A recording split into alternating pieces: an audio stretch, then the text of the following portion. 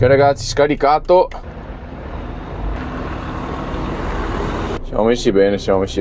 Mi dà l'arrivo alle 16:15 in quel posto lì, calcolando che se perdo un quarto d'ora adesso qua arrivo alle 4:30. A posto. Va bene, grazie. Ciao.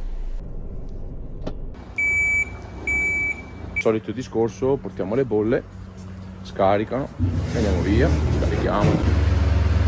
Adesso aspettiamo che mi diano le bolle, aspettiamo.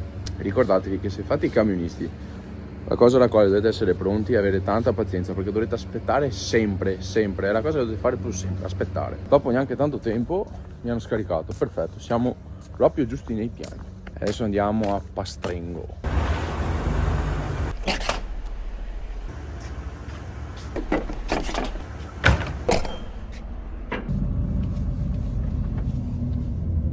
Salutiamo come fa il Papa. Adesso abbiamo più o meno, vediamo il navigatore, 21 minuti di strada. Buono.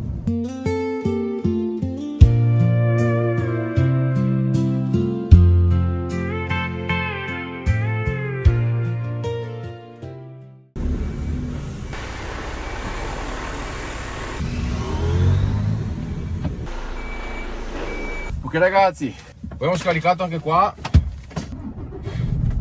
e adesso andiamo a Padova, però adesso devo staccarmi da qua e chiudere le porte del frigo perché sì, qua è impossibile, devo uscire e mettermi in strada. Anche qua, ok?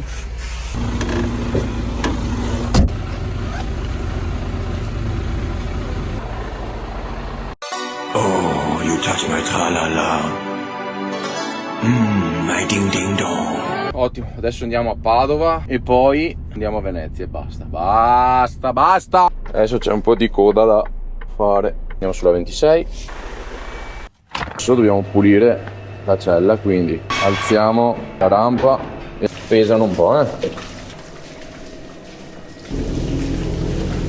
Poi andiamo via.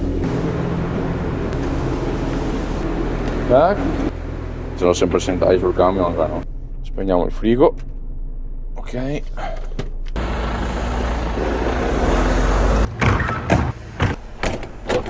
Andiamo finalmente a Venezia per finire questa giornata.